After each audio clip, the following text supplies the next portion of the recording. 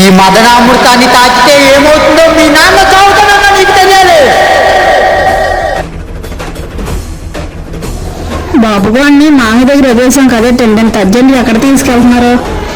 అర్జెంటుగా కాదు, పని మీద వెళ్తున్నాం. అంటే మీరు ఆ గుడి మీద మళ్ళీ రీసెర్చ్ చేశారా?